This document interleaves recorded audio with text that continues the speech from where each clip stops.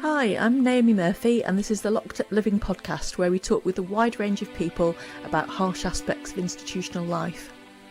We also explore some of the ways to overcome them and to grow and develop. I'm David Jones. So join us every Wednesday morning, 6 o'clock UK time, for a fresh podcast. So today we're really pleased to welcome along Drew. Drew's an organisational consultant and executive coach working for Adaptivist, and Drew's involved in providing services around team dynamics, organisational health and organisational intelligence. And I encountered Drew in the context of discussions about speaking up at work and some of the challenges that come with that. So really great to have you here today, Drew. Welcome. Thank you. Great to be here. And yeah, that's a good intro. Thank you. Hi, Drew. Well, this is the first time we've met, so I'm very pleased and interested to find out about you and your work. Thanks very much for coming along. Oh, you're welcome. Thank you. It's great to be here. So, Drew, you've had one of the most multifaceted career paths of many people we've had on the podcast, more than most. And you blended a career in IT with a training in psychotherapy and coaching. Was that your plan when you set off after leaving school? The answer is no, not in the slightest. So definitely around IT. That is something that I moved into. The real plan was, after leaving school, was to go into the police force. And that was primarily because looking back, a whole number of childhood experiences, looking for safety, integrity, protection, and I guess in a way that there was an element that used to continually crop up in my school report about more interested in others than I was in doing the work. So there was a sort of like early signs of a career path moving towards people. It just so happened that I was good at IT or computing back then. You know, IT wasn't a word, it was all about computing programming. So that's really where my career started in IT. And then, to reinforce what you're saying there, is that I moved into construction, or I became an architectural technician. But the reason for that was about the IT. CAD was becoming a thing as PCs were becoming a thing. And I ended up working for a small firm of architects, and then ended up at the age of 23 working for Barclays Bank, running their CAD/CAM system across the entire UK. And sort of like at the young age of 23, I hit a particular level where I became second level manager, managing an awful lot of infrastructure, computers, and started managing my team. But if I'm honest, looking back then, I was more interested in people. So, and for me, it was solving problems. And again, if I link that into the idea of moving as a policeman or the police officer, that would be about solving problems that probably I wasn't really conscious of back then. But I know an awful lot more in hindsight about me, my career, and how I've ended up here. So if I can just backtrack a bit, Sure. Drew. So you went into the police. No, I didn't go into. Well, right, you didn't. So I actually went into the. I went into the RAF police. So why? Because I had to be 18 to be a police officer. So at the age of 17 and a half, I qualified to be an RAF police officer. But I left very, very soon after that due to a family trauma event. Right. So I decided to maybe looking after family was a thing. So I left the RAF police within a very, very short period of time, a couple of weeks, in basic training, and then set a course for working in IT. Right. So that's when your working in computers kind of really manifested itself. Yeah, When you yeah, started work in the architects, is that right? yes, yeah, And then into the bank. But by the time you got to the bank, at quite an early age, you were yeah, already managing a group of other people. Is that right? yeah. It was a small team of three, and yeah, there was a lot of responsibility. There was a lot of expensive hardware and software that I was responsible for, and a very, very complex IT system. And mm, we could go all sorts of places. But yeah, that was my early stage career. That and I suppose what I'll do is add to that is that as my career developed in at, at the bank, I then got involved in change programs, which was about technology and people, and this idea of transition and transformation was something that, from a technology point of view, I was good at. And when I realized about the people as well, I started realizing more and more that the idea of working with people, building out relationships, was something that I enjoyed doing. I wasn't necessarily good at it then because youth was still very much on my side, but it was something that definitely I started to find my niche. Okay, so you've said several times that you realised that you were interested in people. Um, can you say a bit more about that? What can you try and put yourself back a bit and think about Oh, your thinking process at that time? You're yeah, working with a small group of yeah, colleagues. yeah. And I think that what there was a period of time, or rather, this was a period of time where I'd left my family home, my friends and family, because I didn't go to university. I went from school straight away um, into work, and what I became aware of then was the idea of connection and relating to people, and because I'd moved, I was very, very isolated. I even chose to live in an isolated way, so I'd choose a place to rent that was down a lane. It was down a lane in a cottage in the middle of nowhere. So I was young. So in a way, I was isolating myself, but also when it comes to work, that it was through work that I could establish a human connection, a relationship. Um, and I enjoyed that. I enjoyed that intimate connection. So for me, I used work to form that relationship so I could start talking to them on a more one-to-one basis. Because I didn't have those, possibly those early stage know-hows in relating. So yeah, rather than being Drew, I was doing work that just so happened to be Drew doing it. Right. Yeah, that is very interesting though, because as you said, you didn't go to university, so you hadn't had the chance to form those friendships and Yeah, relationships that many people do. So you're having to construct something for yourself. But why yeah. psychotherapy? Because you could have chosen HR, for example, if you're interested. Okay, all right. So let's shift on a few years and career development. So it got to a point where in my career, so we're talking um, in my 30s, that I ended up working for one of the top five consulting firms.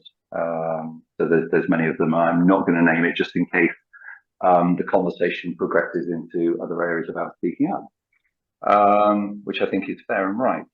Now, whilst my career was developing, my home life was developing, and became married, had children, and working for one of these consultants is a very demanding career choice.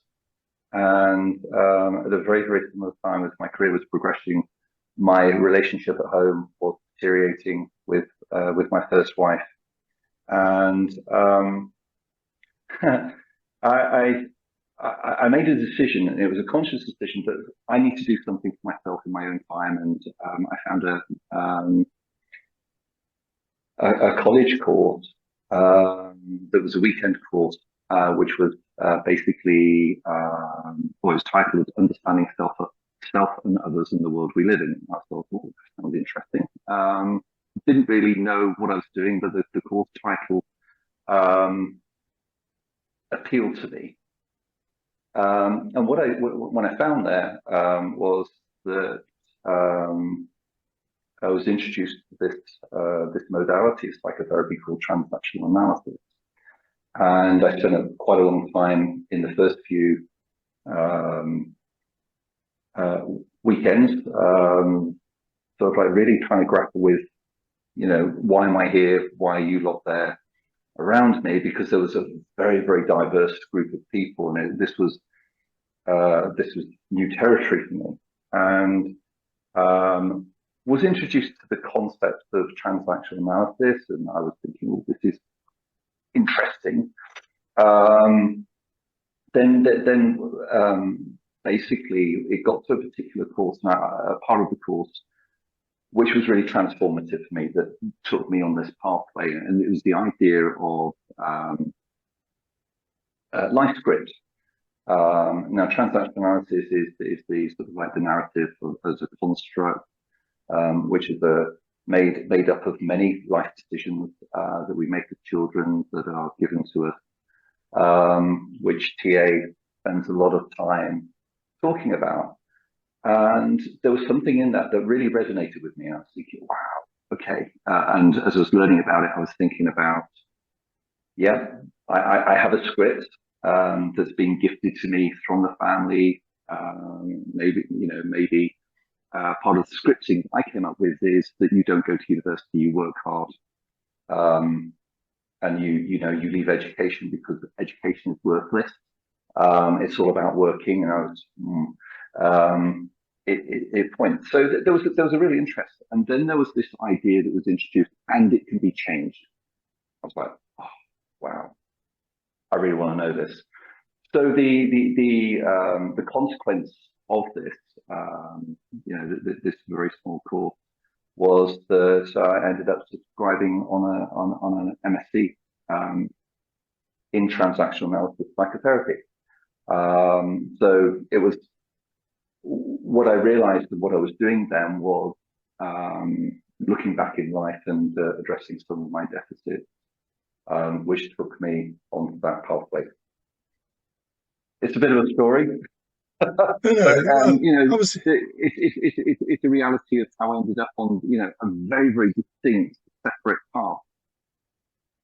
Yeah, obviously it is a bit of a story, but it's a very interesting story, because it's, as you were saying, it's about transformation in your thinking and your approach to life, really. Yeah.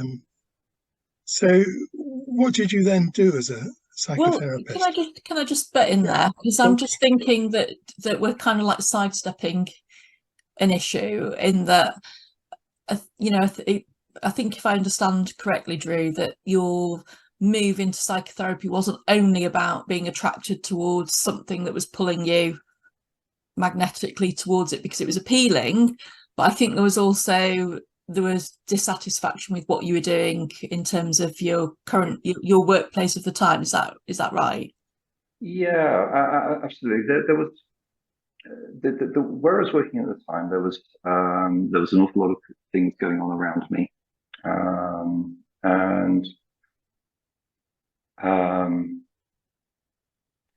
I mean, if we think about these transitioning steps, you're either moving away from something or you're moving towards something, and there was definitely a moving away from something. And I think that in this constant moving away, and and moving towards, there was a position of moving away from some of my childhood experiences, where it was, talking respectfully to any family or friends that lead into this conversation, it was quite a colourful childhood that I had, that had a certain number of events which I didn't talk about. Wow. And maybe still, I can find sort of like elements of, sort of like emotions attached to this. And I think that even in my career within financial services, I saw some things that weren't necessarily right, and I did speak out about them, that were not necessarily, but there was wrongdoings that were happening there without getting caught up into that. And I think that at this particular point in my career as well, there was definitely an event that I experienced that did try and talk about, and that didn't go particularly well.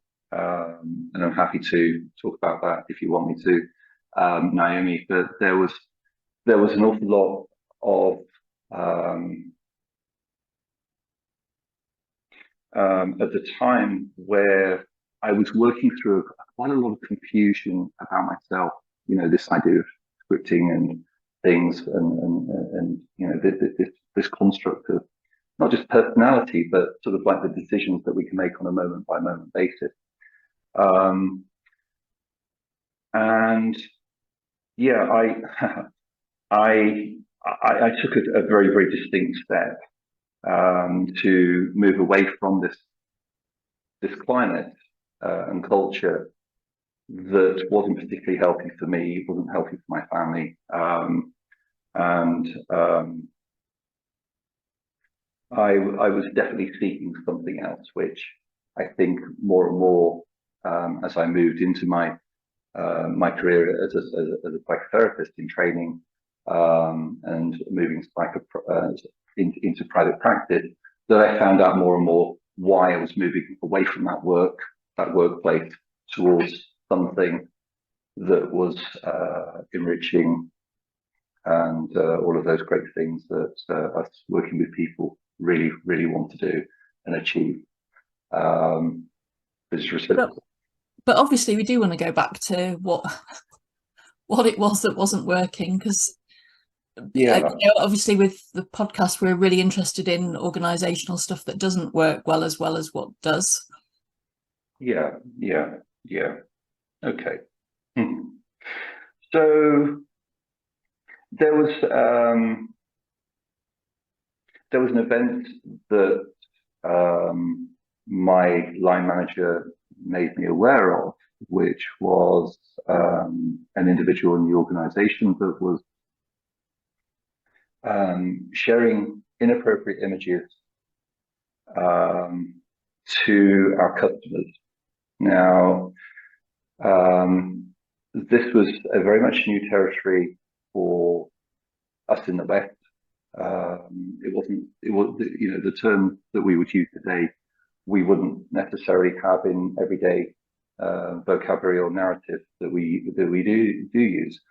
And what this individual was doing was radicalizing other people of their religion, and inciting resistance or other activities against Western nations. So it was very much, the images were very much targeted on US activities over in the Middle East, in various territories. So I was aware of these images. I was aware of them being sent out, and I was asked to investigate the nature of the images and identify the source of these images. Now, at this point in time, I was responsible for a number of people involved in IT technology support and infrastructure, which included end user computing or PCs, laptops, and so me and one of my team came in and started looking at various devices and servers in the middle of the night to basically find out the source of the data to actually give credibility to the report that was made. Anyway, we didn't find any of these images.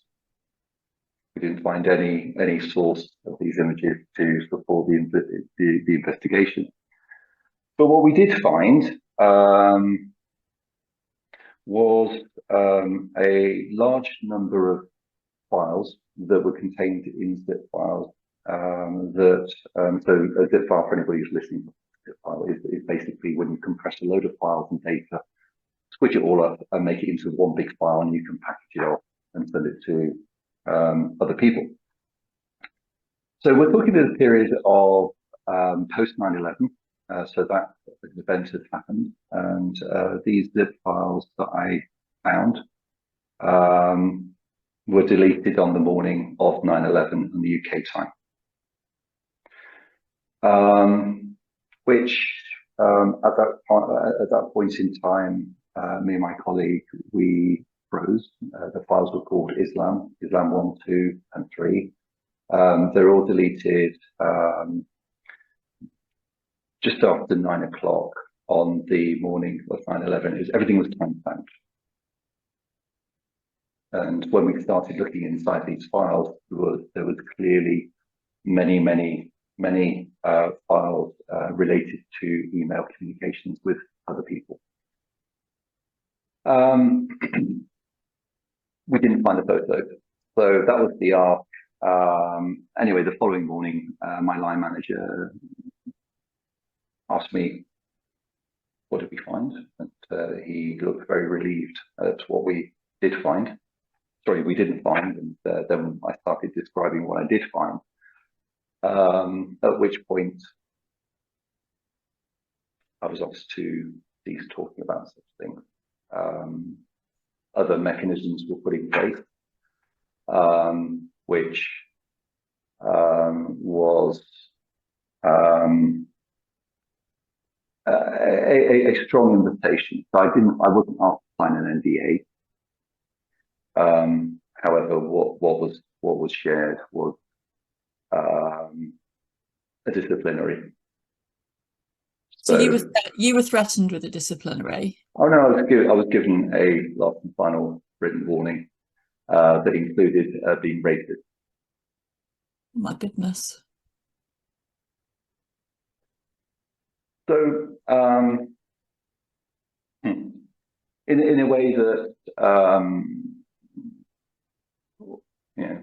we learn as children about whether it's okay to talk about things or not talk about things. There was very much a thing for me to say it's not safe to talk. Not necessarily my well, not in my case, not necessarily, definitely not my finest decision in so many ways. But yeah, it's what happened. So you spoke up, Drew, and you took the evidence to your manager, and he didn't want to hear it, so he began a process at that point. The real reality is that on a moment by moment, I was asked to leave the room. Other people of more seniority were involved in the conversations. The net result was me coming back in the room with human resources there, and a decision was made to present me with a letter. Sounds quite shocking, and you can see that it's painful talking about it even now, kind of like all these years on. And I suppose, just feel a little bit like you were set up by your manager in a way, that actually your manager had set you on this task of looking at looking at what was held on people's computers, but then when you find something, you're punished for it. Yeah, I think that, I mean, hindsight's a wonderful thing, isn't it? So I think that organisationally, we weren't aware of the magnitude of events, even post 9/11. We weren't aware of the magnitude of the sort of the scale of people involved in such things. You know, how could somebody be involved in this location, in this organisation, in such a international event, a global event that was obviously localized at the time in the US. So I think a lot of people, myself included, couldn't comprehend what was actually happening. And I mean, the idea of radicalization wasn't a thing. I think in many people's minds, it was just like an inappropriate image. I mean, I know the content of the files with regards to where they were being communicated with in a geographical location, and you know, I don't know names, but I know where they were, and I know what they were potentially doing, because again, it wasn't further investigated. So in many ways, what I'm talking about is circumstantial. You know, it's just a file called Islam and the rest of it. So, you know, I'm looking back and I'm probably giving them an awful lot, you know, the decision-making process around me and the organization around me, the culture, a lot of gift in what happened there. Was it shocking? It was incredibly confusing. Being compliant and adapting, you know, which is related to this culture that, you know, it's an upper royal culture. You come in, you work hard, you don't necessarily argue with it. There's a high degree of sacrifice in these consulting firms. You know, we used to joke about giving up your soul and things. And I know now, looking back, that I was signing away a large part of my soul in what happened there, because, you know, that sort of spirit of me was closed down and suppressed. We don't talk about these things, right? So yeah, it was shocking. Looking back, I think I'm more shocked now, as I've lived through each anniversary around 9/11, where I'm reminded of this event. Any conflict that involves different nations, different groups of individuals or tribes of individuals that identify under a particular name, it stimulates me. You know, even right now with Palestine and Gaza, with Gaza and Israel kicking off and everything that's happened there, I'm reminded how events so far away can be connected to individuals locally. So it's still there of varying degrees, and I think, you know, going back to yourself, Naomi, is one of the things that when I saw your post on LinkedIn around speaking out around the idea of trauma and healing, around speaking out, what you posted and what you post resonates with me.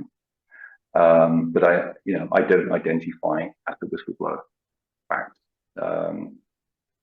That's what I choose. That's what I choose. That's how I choose to frame, you know, these particular events. Well, I think a couple of things there in relation to what you're saying, because I think the term, I think whistleblower can be a bit misleading, and because I think it implies that people have gone external to an organisation, and in fact, I think, you know, the majority of people, it's about speaking up in their organisation, yeah. Or going to the external regulator. But most people don't. I think when you think of whistleblower, people think, oh, this is somebody who's gone to the press, they've grassed up, you know, an organisation publicly. That isn't what happens. People typically escalate things to their manager, they escalate them within the organisation, they reach the top of where they can go, they go to the regulator, still they get no joy.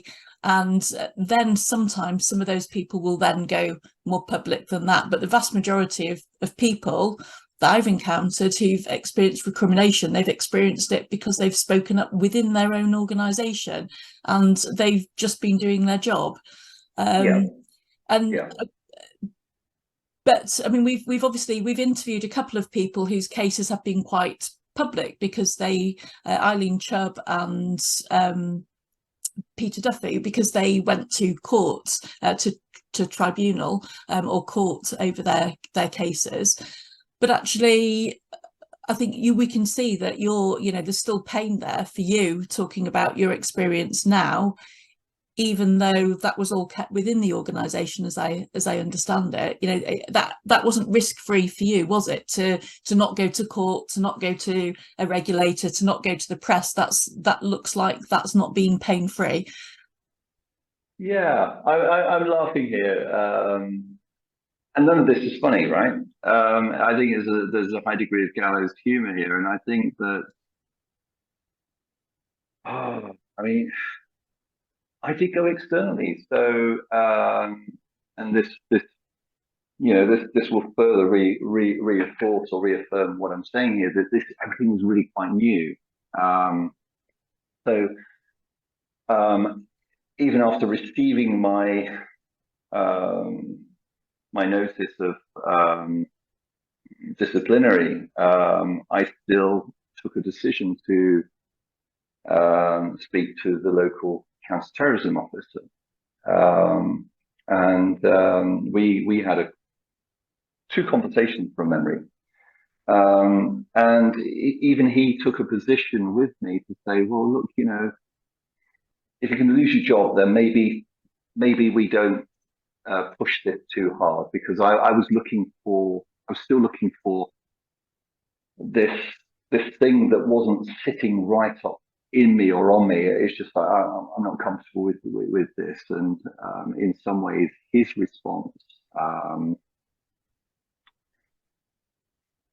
left me with maybe it's okay. Maybe it's just something and a nothing. He didn't want to push it. I didn't want to leak it. And after the second conversation with him, where they didn't push it or invite me to go back and rethink about it, I ended up, in this position that I just described. So from a full transparency point of view, I did go externally, but it was only there. I didn't push it anymore.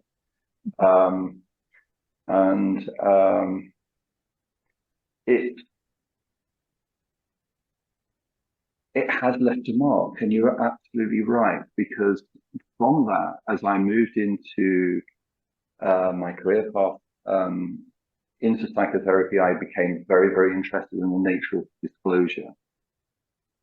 In a relational context, and especially when there's disclosure in relation to families or partners or communities or work, I became really very interested in that. And this is a passion. What I do now is that nature of disclosure in an organisation, and where there can be systems in organisations that can suppress knowledge, data, and basically incubate harm as a system, as a construct. So I have become very interested in this, and it's the reason why even now I'm talking to you. This is I wouldn't say a passion project of mine. It's very much a purposeful project of mine. I can't unforget all those conversations I've had. Here we go. On a one-to-one relational basis where disclosures happen, but also the more and more that I've looked into organizations and the nature of disclosure, the nature of sharing insight or experience, that either events that are associated with self or as an observer, a bystander, or however you want to, frame it, a witness. I don't like these terms really, because we've got to humanize it. We're watching humans interact with each other, and we're noticing events that either are happening between others or between self and other. And kind of getting at moral injury, aren't you? And the moral injury of having this information. You're absolutely right. I think so. And again, people listen to that and twist it. Oh God, what makes your moral compass better than mine? And with all of this, speaking out about things, there's a lot of confusion and manipulation. And again, sorry if I'm not rejecting what you're saying. I've had it. I've been part of it, and going, true. What makes you, like I said, what makes you think your moral compass is better than mine? And I wasn't implying that. I was thinking more about the fact that one of the things that gets said is people look back over when they have spoken up, and people talk about feeling that they could kind of, even if sometimes they couldn't see the flack they were going to cop for, but even if they could, they're saying I still would have felt compelled to speak up and act, because the guilt of not speaking up would have outweighed, in terms of the cost to your own personal integrity, would have been far more painful to bear, even though they've faced these awful retaliatory consequences as a result of speaking up. So that, I suppose, that's what I'm getting at. Not that you're claiming moral superiority. No, I'm introducing the third person that's standing over there, going that is the protagonist, or the rejecter of what what a whistleblower is, or what these people are doing. In my regard, going back to this incident, I did exactly what was asked, and I remember distincly at what point the narrative twisted to say through your whistleblower, that wasn't the thing. You're racist, and because what I did was identify, and sort of I laid out this sort of like circumstantial case, and said, because of all of this, I think, or I believe, I think there's value in investigating. So I did. Looking back, I did push the envelope a little bit, but what I didn't realize, that I was skating out on thin ice and fell through.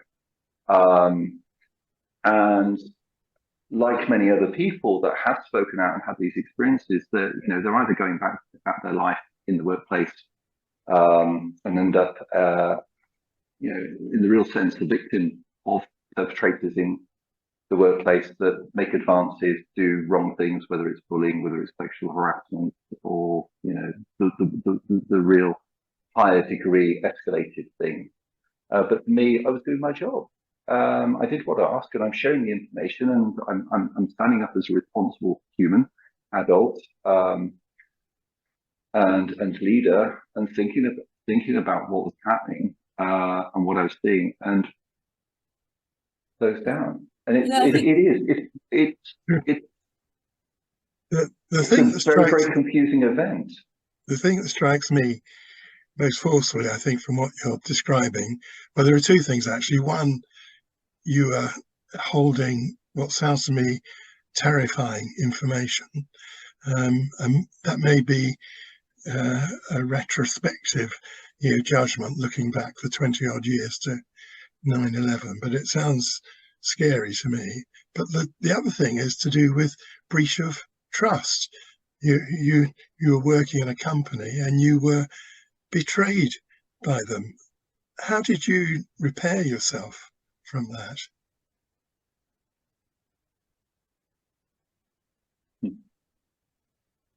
I'm looking away because I think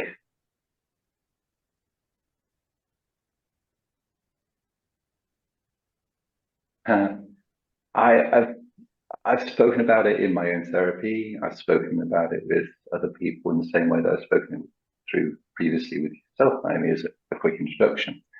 I don't think when this happens that the healing actually does complete. I'm sure that there are people that have. I think for me, as I was saying, is that generally I'm healed, but then there's these other events like anniversaries and the reminders that is triggering. And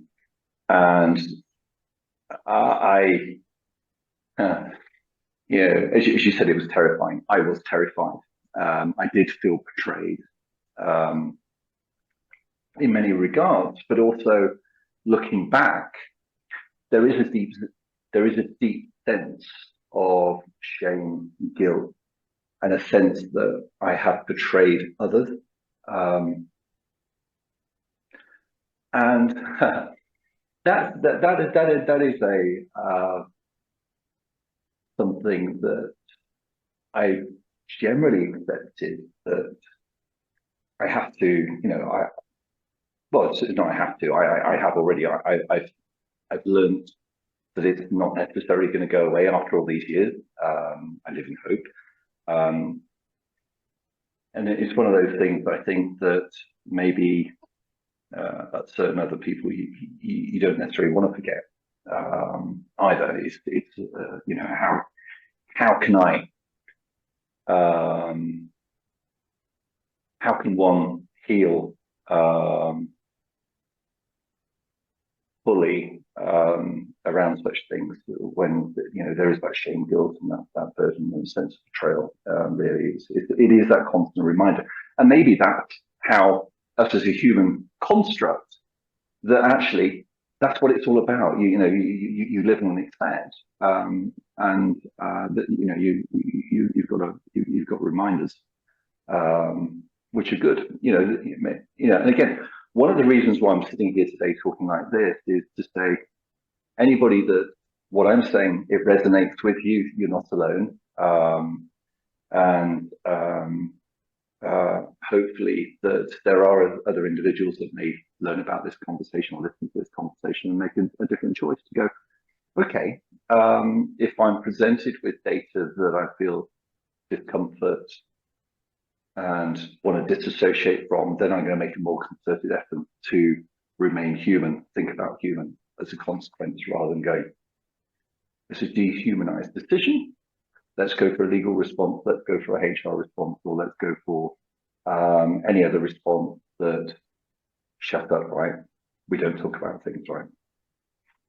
I think that's a really important observation, because I think people often do kind of assume that if they go down a legal route or some policy procedural route, that somehow something rational and reasonable will happen, the common sense will prevail, and that can be disheartening for people, I think, when they find that actually that isn't what happens.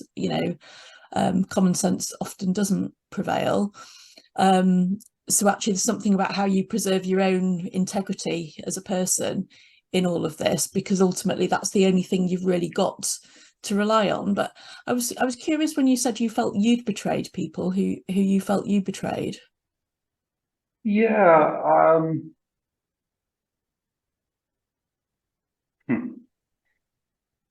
So the firm that I've worked for, they did lose individuals in 9/11. And obviously there was the massive loss of life and the family impact in that. Mm-hmm. So there's not one part of me that thinks that I could have made any difference to those events.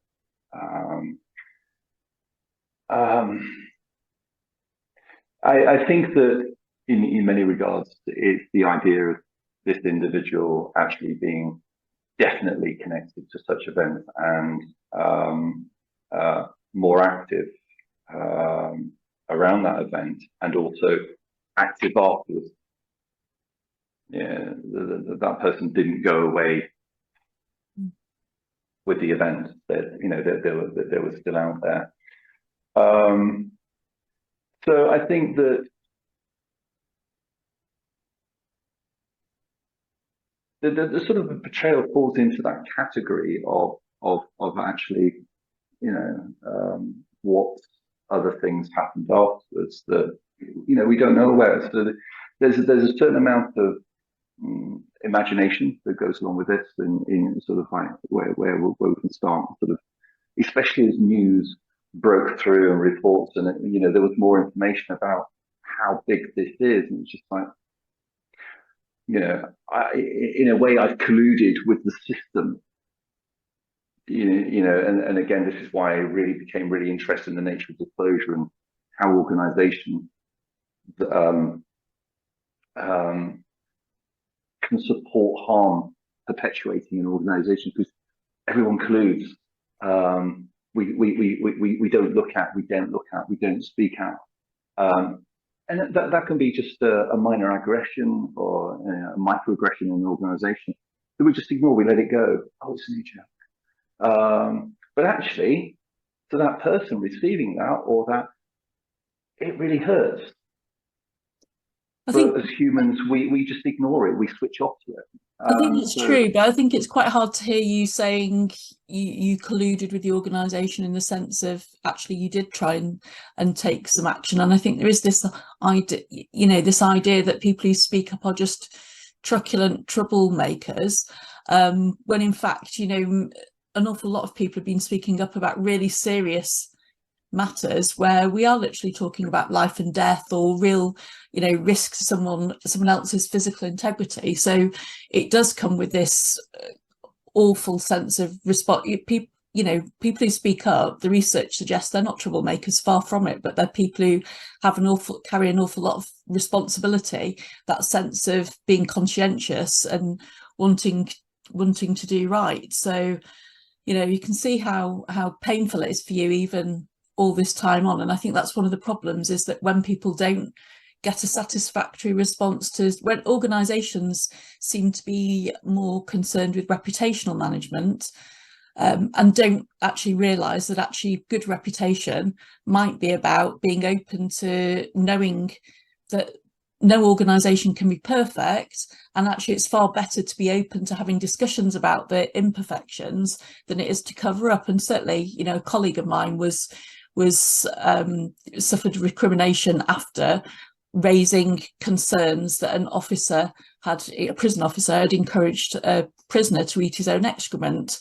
And in fact, the prison officer may not have done that, but actually the prison's inability to investigate it leaves a sense of lack of assurance, a reassurance that actually it's a safe environment. And actually the officer who was highlighted as being potentially having done this, it would have been better for his reputation to have been investigated and found not guilty. And obviously if he was guilty, it would have been better for him not to be there. Sure. And it's a very, I find this one of these things that is complex. It is really simple. The way you just described it there, that's really quite simple. It's obvious, right? That it helps the individual clear their reputation. It helps instill trust in the organisation that actually we are a caring, responsive organisation, and that's the right thing to do, because when we're we've got a duty of care to the stakeholders, the individual, and when these things come through, what happens is that there is a collapse of that fabric and construct of good, healthy, what can be a great and healthy construct that's part of culture, part of the climate. Whenever I speak to people, I always talk about culture and climate in an organisation. The culture for me is something that's more solid and less susceptible to change, whereas climate is on that individual, that happens at the relationship level, that manifests and perpetuates out. And just really impacts people more readily, more easily. And like the weather changes, the climate changes as well in an organisation. Storms blow over, or the relationship can be a little bit stormy. I think that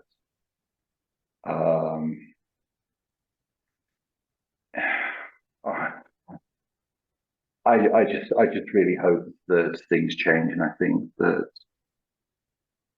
mm,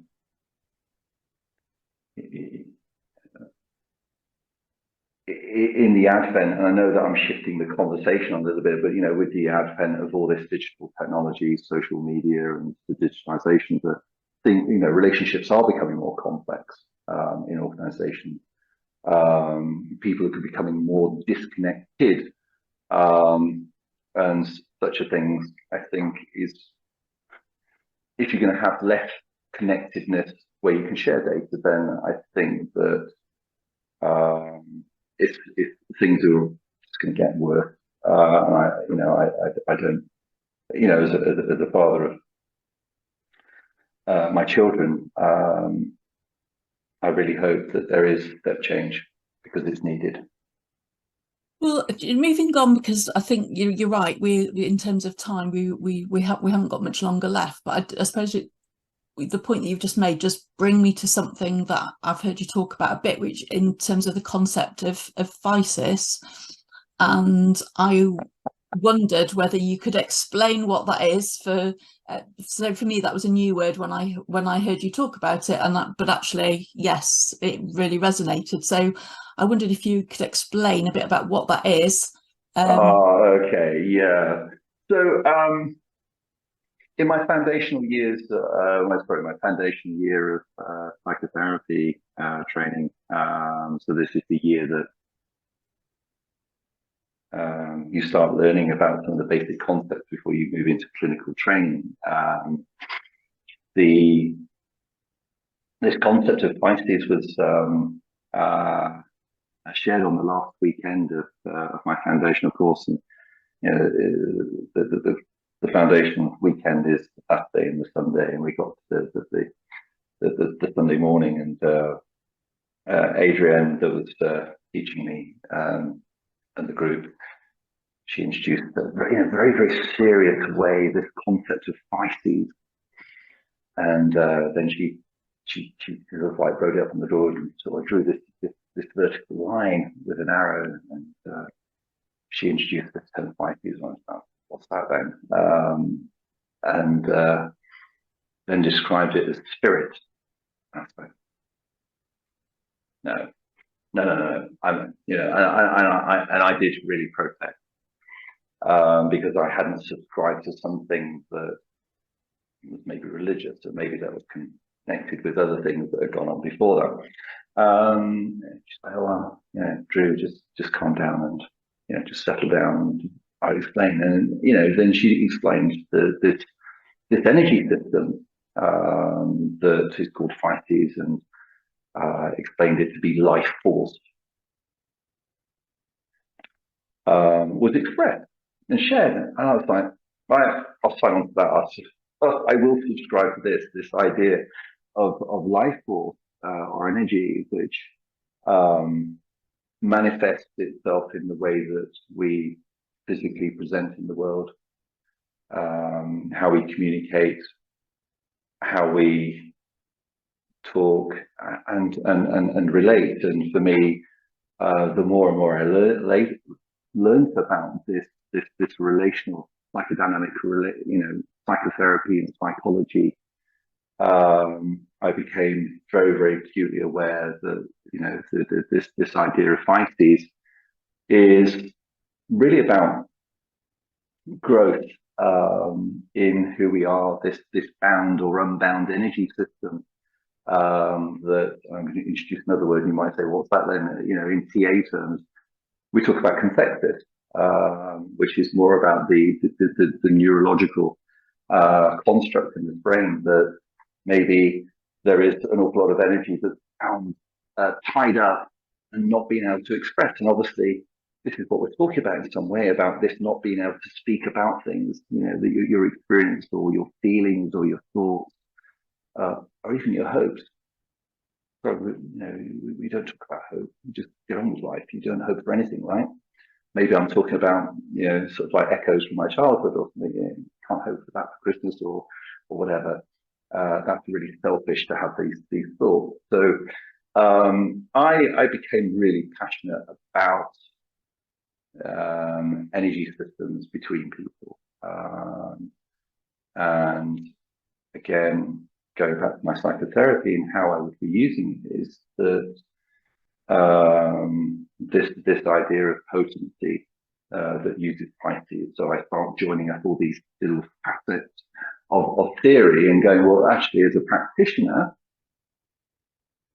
I either rein in my physis or my engagement, but it's really aware of your energy system, and using that to create positive change. Again, I'm using my physis here to be able to present to you and avoid, sort of like distant past events and things that still manifest, still cause hurt, whether it is sits in there, causes my eye to maybe well up a little bit. So yeah, that's me with physis. We can keep on going a little bit, but again, how much time do we get? So yeah, energy systems that sit in people. Thank you. Repressed or expressed. Thank you. And I'll let David take over from there because I've hogged a lot of the conversation. David, where do you want to go? Oh, you're on mute. It's all right. I'm unmuting myself. Yes, Drew, you've given us some very honest and thoughtful responses today. And it makes me wonder really how you look after yourself, because you made this shift into psychotherapy and then counselling, still very challenging occupations. How do you look after yourself, and what sort of advice would you give to others? Right. So again, I'm going to be honest right now. So in my training to be to be a psychotherapist, embarked on 4 years of psychotherapy, and I approached that in the way that it was asked for. It's part of your training, right? So I engaged in that as a process, as a journey, and I spent an awful lot of time going, okay, so what are we doing here? What techniques being used? What interventions being used? Oh, how do you diagnose that then? And really avoided the idea of looking after self. So I sidestepped that for a very, very long time. I rationalized it myself, a little bit of tricky thought thinking. So, well, I'm here because it's asked of me as part of my training, nothing to do with me. And because I like to engage with things, as you can possibly start hearing and learning about me, I thought, actually, I'm going to go and do some proper psychoanalytic therapy, get some of that then, and went and met a psychoanalyst. And I think it was about the second or third session in, and so I said, so do you, in your modality, you talk about patients. I said, so do you see me as a patient? And he's like, yes. I was like, so you see me as ill then? He's like, yes. I was like, no. Anyway, that relationship didn't last much long after that because I avoided it. So what I'm saying here is that I spent a long time in my life not looking after myself. It was very absent, for the record. With all of my therapy, with the therapy that I offered, always went to supervision. Ethical practice was really important to me. Naomi, you know this about me. And it was about boundaries. So I was very conscious of my own process in that. But also, was I looking after myself back then? No. I'm going to say this. I'm still learning to look after myself. It doesn't come easy. And again, there was a particular point in my life which was really difficult, where again I was betrayed in a business type thing, and Naomi, you know about this as well, where somebody took something from me that I'd invested in and decided to make it their own, and that did unlock a spiral for me. And I went back into therapy for me, my hurt, my trauma, my past. You know, in real honesty, a number of years afterwards, I'm still learning. So to answer your question fully, how do I look after myself? I relate like this. I talk about things like this. My expression is part of my self-care. It's the first time I've gone on like a public record talking about the things that I've done. You know, privately, I've learned to speak about things like this, so that's good. Bringing whole self into conversation, talking about real things. I feel is good for me. As hard as it is, it takes a lot of strength to sit here grounded, still grounded. And yeah, learning to relate from me. That includes going swimming, exercise, loving my dog, loving my children, and really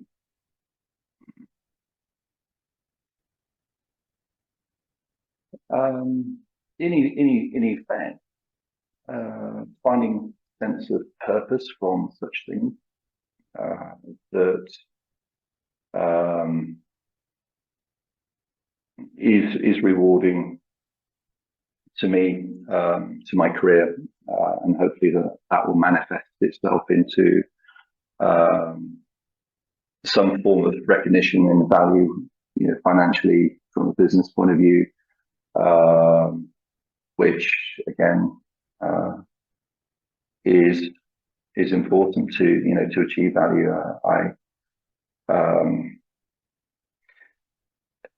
In a way, the expression of self-care is driving me in my career that I'm doing now, is to find better ways of creating better relationships in organizations, better leadership, awareness, responsive, that can impact many, many people. I don't think it's as simple as reading a book or just going for a walk. You know, and for me, that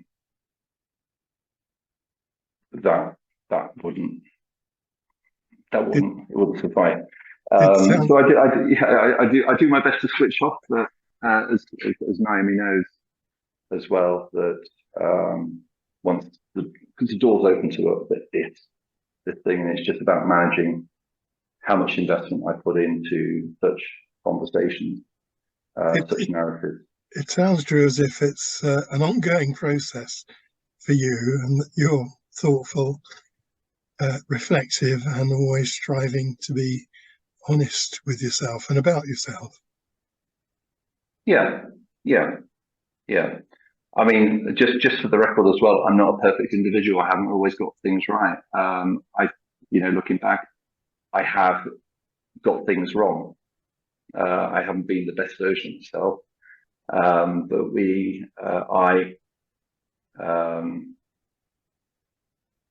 I feel it's the right thing to do in so many ways. Drew, I think you don't need to put on record that you're not perfect, because none of us are. Well, that's good. I mean, so I think the interesting thing with all of this is that when we become the sort of the disruptor in the organisation, there are the protagonists or the resistors that go, oh yeah, and it's like that, you know, who do you think you are type thing, or what makes you better, or you know, why your magic sauce in, you know, in how you're going to be working with us. I think that has to be a reality of it, is the whole self. Deploying yourself in a professional practitioner that also is pioneering, seeking to do something that is different, which again is one of the reasons why I'm I'm talking to both of you is that I see that in you, in that many of the recordings that you have are very pioneering professional practitioners in what you're doing as well. So if I didn't see that in you, I wouldn't be sitting here. I have to be honest about myself. For me. Thank you, Drew. I really appreciate the amount of honesty you have brought to today's conversation. It's been very powerful. But we have come to the end of time. Thank you so much for giving us so much time today. Thank you very much. Thank you for having me. Thank you, Drew.